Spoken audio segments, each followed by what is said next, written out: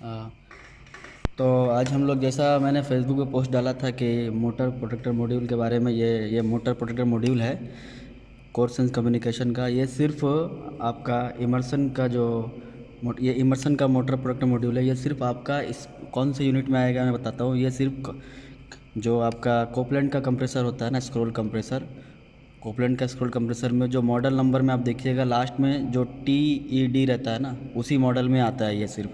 और ये inbuilt company की तरफ से आता है। जो कंप्रेसर आप नया जो आता है, इंस्टॉलेशन आता है, यूनिट के साथ में आता है, उसके साथ में ये आता है इनबिल्ट। तो इसके बारे में हम लोग डिटेल्स जानेंगे, इसका पूरा क्या फंक्शन है और किस तरह से ये काम करता है। इसका दो मॉड्यूल है, इसका दो मॉडल है। एक 120 आप यहाँ देख सकते हैं जूम करके, ये 150 से लेके 230 वोल्ट तक काम करेगा। और 50 हर्ट्स रहा तो 230, 115 से 230 50 हर्ट्स, और 120 से 240 60 हर्ट्स। तो ये इसका सप्लाई वोल्टेज है। और सप्लाई वोल्टेज जिसको देने के लिए, तो इसका दो मॉडल, एक मॉडल 24 वोल्ट का भी आता है, पर ये हमारे पास जो है ये 220 का है। तो इसमें देखेंगे ये वायर किस किस चीज़ के लिए यूज़ होता है, ये इसका क्या क्या है, इसका क्या फंक्शन है, इसका क्या फंक्शन है। तो चलिए हम लोग देखते हैं वीडियो शुरू करते हैं। इसका सबसे पहले, इसका वीडियो शुरू करने से पहले मैं बताना चाहूँ इसका मेन फीचर्स क्या है। इसका मेन फीचर्स है, यह आपका मोटर टेम्परेचर प्रोटेक्शन है, स्क्रॉल हाई टेम्परेचर प्रोटेक्शन है, मिसिंग फेस प्रोटेक्शन है, रिवर्स फेस प्रोटेक्शन है, और अगर शॉर्ट साइकिलिंग होता है आपका कंप्रेसर में तो उसका भी ये अलर्ट भेजेगा आपको। लो करंट होता है उसका भी ये अलर्ट भेजेगा। कम्युनिकेशन टू सिस्टम, ये जो मोडबस आप देख रहे हैं, B नेगेटिव ए पॉजिटिव, ये कनेक्टेड रहता है BMS से। तो ये आपका कम्युनिकेशन क्रिएट करता है आपका सिस्टम से। आप अगर इसको इलेक्ट्रिकली ये कनेक्ट कर देंगे इसको, तो ये मोडबस में कनेक्ट हो जाएगा। मोडबस में कनेक्ट होने के बाद ये BMS के काम करेगा। ये पूरा डेटा कम्युनिकेशन के ज़रिए अपना ये डेटा पूरा भेजेगा सिस्टम में। तो आप उसको सिस्टम से इसका पूरा डेटा निकाल सकते हैं, कंप्रेसर का क्या स्टेटस है, नहीं है, ओवरहीट हुआ, कितना अलार्म आया, क्या आया, वो सब आप इसके ज़रिए निकाल सकते हैं। तो ये जो 3 टर्मिनल आप देख रहे हैं ग्रीन में, B negative, Modbus, A positive, तो ये कनेक्टेड रहता है BMS से। RS-485 कम्युनिकेशन से ये कनेक्टेड रहता है। तो इसका और फीचर्स है, इसका इसका डिस्प्ले स्टेटस, ये डिप स्विच है, आप देख सकते हैं। डिप स्विच का भी फंक्शन हम बताएंगे आखिरी वक्त में। तो इसका indication, red light, green light, इसका फ्लैश कोड। ये वीडियो बहुत लंबा हो जाएगा क्योंकि इसका बहुत बड़ा टॉपिक है। तो चलिए शुरू करते, जितना पॉसिबल होता है मैं बताता हूँ इसके बारे में। सबसे पहले इसको लाइन देने के लिए, इसको लाइन देने के लिए इसका जो T2 और T1 है, ये दो वायर लाइन न्यूट्रल के लिए है, T2 T1। तो ये लाइन न्यूट्रल आप इसको 220 वोल्टेज सप्लाई दे देंगे यहाँ से। ये दो वायर लाइन न्यूट्रल का है, ये ब्लू वाला वायर ये लाइन न्यूट्रल है। ये लाइन 1, लाइन 2, लाइन 3 जो है ये आपका 3 फेस, ये डायरेक्ट आपका टर्मिनल से कनेक्टेड रहेगा। जो कंप्रेसर का लाइन 1, लाइन 2, लाइन 3 है, जो मेन वायर आ रहा है RYB, तो उसमें ही ये हम लोग डायरेक्ट कनेक्ट कर देते हैं। लाइन 1, लाइन 2, लाइन 3 इसमें कनेक्ट कर देते हैं ताकि फेस को ये मॉनिटर कर सके। फेस में कुछ प्रॉब्लम हुआ, फेस सिंगल फेसिंग हुआ, फेस मिसिंग हुआ, जो भी हुआ वो उसको मॉनिटर करेगा। बाकी टेम्परेचर को मॉनिटर करने के लिए, जो कंप्रेसर का वाइंडिंग को मॉनिटर करने के लिए, उसका डिस्चार्ज स्क्रॉल को मॉनिटर करने के लिए ये थर्मिस्टर का वायर है।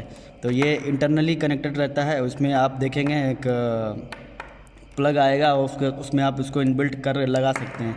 ये प्लग है, ये देखिए, ये ऐसा रहता है। इसको आप डायरेक्टली उसमें इंसर्ट कर सकते हैं अंदर में, कंप्रेसर में ही ये इसका प्लग बना रहता है। तो इसमें जो रेड वाला वायर है ये आपका पॉजिटिव है, ये पॉजिटिव टेम्परेचर कोफिशिएंट इसको बोलते हैं, PTC का वायर है। ये ब्लू वाला वायर कॉमन वायर है, ब्लू वाला वायर जो है ये कॉमन वायर है। और ये ब्लैक वाला वायर जो है ये आपका NTC वायर है। NTC means negative temperature coefficient. तो ये इसका 3 वायर है, ये कनेक्ट हो जाएगा आपका डायरेक्ट टर्मिनल के अंदर में। अब आगे बात करते हैं इसका कौन सा, ये कितने टन में ये आप लगा सकते हैं।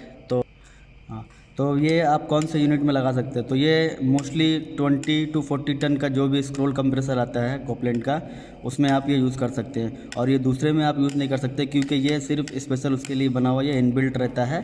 और इसका कनेक्शन उसमें ही है। आपको जो TED मॉडल, जो सिर्फ TED लास्ट में आप देखेंगे कंप्रेसर का मॉडल में जाके, जिसमें TED रहेगा, जिसमें E रहेगा बीच में, वही से ये कनेक्ट हो सकता है, बाकी दूसरे में ये कनेक्ट नहीं होगा। तो इसका सीरीज कनेक्शन कैसे होता है, इसका प्रोटेक्शन कंट्रोल कैसे होता है, तो वो बताएंगे। ये M2, ये M1, इसका मेन यही प्रोटेक्शन है, लाइन ब्रेक यहीं से होता है, M2 M1। तो चलिए इसके बारे में डिटेल्स जानते हैं। सबसे पहले क्या है, इसमें पावर आप दे देंगे। पावर देने के बाद ये T1 T2 में आप फेस न्यूट्रल दे दिए 220 वोल्टेज। उसके बाद आप ये 3 वायर कनेक्ट कर देंगे। उसके बाद ये आपका इंटरनल चला जाएगा जो कंप्रेसर में ही रहता है प्लग, इस प्लग को लगा देंगे। उसके बाद ये M2 M1 का कनेक्शन है, ये हमेशा NO पॉइंट में रहता है। जब ये आप पावर नहीं देंगे तो ये NO पॉइंट में रहेगा। जैसे इसमें पावर आप दिए 220 वोल्टेज सप्लाई गया तो ये NC हो गया, तो ये हमेशा NC रहेगा। जैसे ही पावर सप्लाई इसको मिलता है ये NC हो जाता है। ऐसे आप अगर चेक करेंगे बाहर निकाल के प्लग से तो ये हमेशा NO में दिखाएगा, लेकिन जैसे इसको पावर दिया जाता है तो ये NC में हो जाता है। नॉर्मली क्लोज पॉइंट में रहता है ये। ओके, तो इसको ये M2 M1 क्या है, M2 M1 आपका सीरीज़ कनेक्शन में आपका वायर जो भी कंट्रोल का वायर है, चाहे 24 वोल्टेज हो या 220 हो, कुछ भी हो, तो ये सीरीज़ कनेक्शन में आता है। तो वो हो सकता है HP से आए वायर वो सीरीज़ में रहे, तो हो सकता है वो ओवरलोड से आए, तो जो भी वायर आएगा वो M2 में आएगा और M1 से निकल जाएगा। मतलब ये सीरीज़ कनेक्शन है। अगर इसमें आपका मॉड्यूल ने कुछ भी डिटेक्ट किया, मान लीजिए फेस सीक्वेंस अगर कुछ डिटेक्ट किया, हाई वोल्टेज डिटेक्ट किया, लो किया, जो भी मैंने बताया, इसका जो स्क्रोल टेम्परेचर हाई है, रिवर्स फेस है, शॉर्ट साइकिलिंग, जो भी ये डिटेक्ट करेगा तो क्या होगा, यहाँ से ये लाइन ब्रेक करेगा। लाइन ब्रेक करेगा तो आपका कंट्रोल ऑफ हो जाएगा और आपका यूनिट बंद हो जाएगा।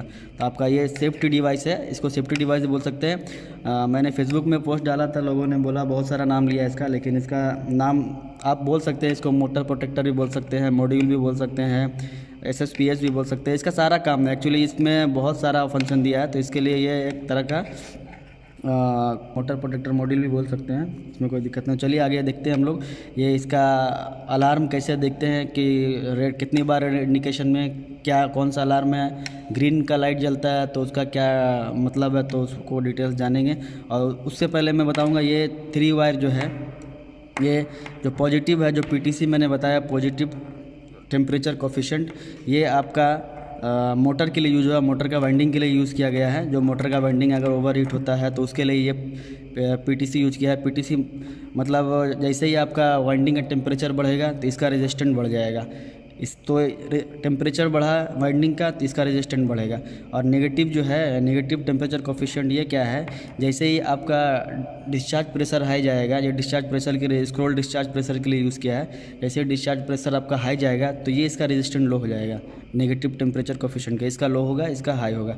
तो ये मोटर के लिए यूज़ किया गया है, मोटर का टेम्परेचर वाइंडिंग टेम्परेचर के लिए यूज़ किया गया है। और ये डिस्चार्ज स्क्रॉल डिस्चार्ज के लिए यूज़ किया गया है। ये ब्लैक वाला वायर, ये ब्लू वाला वायर कॉमन है। तो चलिए आगे देखते हैं इसका इंडिकेशन फ्लैश कोड के बारे में, और ये डिप स्विच के बारे में बताएंगे। डिप स्विच कौन सा ऑन रखना चाहिए, कौन सा ऑफ, और कौन सा ऑफ करने से क्या आएगा, ऑन करने से क्या होगा, इसके बारे में भी जानेंगे। तो लाइट का इंडिकेशन देखेंगे। अगर ग्रीन लाइट आपका सॉलिड जल रहा है, ये ग्रीन लाइट एक्चुअली ये सिर्फ वार्निंग है। इसमें आपका ग्रीन लाइट इंडिकेशन अगर आपका आता है, कोड आता है, एक बार होता है, 2 बार फ्लैश होता है, 3 बार फ्लैश होता है, 4 बार फ्लैश होता है, जो भी अगर ये फ्लैश होता है तो इसमें सिर्फ आपको वार्निंग है। वार्निंग मीनिंग आपका कंप्रेसर लॉकआउट पे नहीं जाएगा, आपका मॉड्यूल लॉकआउट पे नहीं जाएगा, सिर्फ ये वार्निंग है। और रेड का जो लाइट इंडिकेशन है ये आपका लॉकआउट पे जाएगा, ये भी आपको अलर्ट करेगा, उसके बाद फिर लॉकआउट पे जाएगा। इसका जो डिजायर्ड टाइमिंग है उसके हिसाब से, जो भी इसका सेट टाइमिंग है उसके हिसाब से ये आपका लॉकआउट पे जाएगा। ओके, तो पहले ग्रीन का देखेंगे। ग्रीन में अगर आपका एक बार ब्लिंक हो रहा है, एक बार फ्लैश हो रहा है, तो उसका मतलब होगा लॉस ऑफ कम्युनिकेशन। और अगर ये लॉस ऑफ कम्युनिकेशन का कब आएगा अलार्म, जब ये 5 मिनट से ज़्यादा आपका ये कम्युनिकेशन लॉस होगा अगर सिस्टम से, तो ये अलार्म आएगा, ग्रीन का अलार्म आएगा। मीनिंग इसका इंडिकेशन आएगा ग्रीन लाइट का, 1 बार फ्लैश करेगा ये। दूसरा फ्लैश क्या, इसके में क्या है, कोई यूज़ नहीं है। दूसरा फ्लैश अगर है तो फ्यूचर में उसको ऐड करेगा, कुछ उसका ये नहीं है, उसका कुछ इंडिकेशन नहीं है 2 फ्लैश का। और 3 बार अगर ये ब्लिंक किया, 3 बार अगर फ्लैश किया, तो इसका मतलब ये शॉर्ट साइकिलिंग हुआ है आपके कंप्रेसर में, वो भी 48 बार हुआ है 24 घंटे के अंदर में। तो ये आपको शॉर्ट साइकिलिंग का इंडिकेशन देगा, वार्निंग देगा कि आपका कंप्रेसर शॉर्ट साइकिलिंग हुआ है 24 घंटे के अंदर में 48 बार।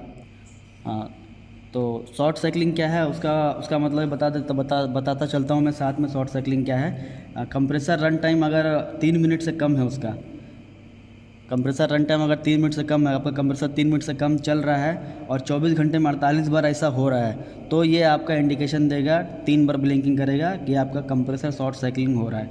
तो और ये एक्टिवेट तभी होगा जब आप डिप स्विच को ऑफ पोजीशन में रखेंगे। 10 नंबर जो स्विच है ये 10 नंबर डिप स्विच है। अगर ये ऑफ पोजीशन में रखते हैं, ये अगर ऑफ पोजीशन में है 10 नंबर का डिप स्विच, तो ये इंडिकेट करेगा। अगर ये ऑन पोजीशन में है तो ये अलार्म आप पे इंडिकेट नहीं करेगा ग्रीन, ये आपका रेड पे इंडिकेट करेगा। तो रेड के बारे में जब बताएंगे तो आपको डिटेल्स मालूम चलेगा।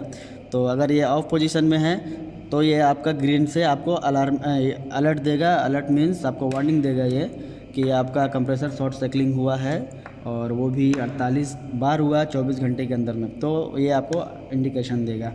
उसके बाद ये चौथा इसका क्या है, अगर ये 4 बार ब्लिंक करता है ग्रीन, 4 बार अगर ग्रीन आपका ब्लिंक करता है तो ये open shorted scroll thermistor, meaning आपका कि जो एनटीसी ये जो ब्लैक वाला जो आपका थर्मिस्टर का वो जो ओपन स्क्रॉल के लिए जो लगाया है, स्क्रॉल डिस्चार्ज के लिए जो लगाया है ये एनटीसी का जो थर्मिस्टर, ये आपका ओपन हो गया कहीं से।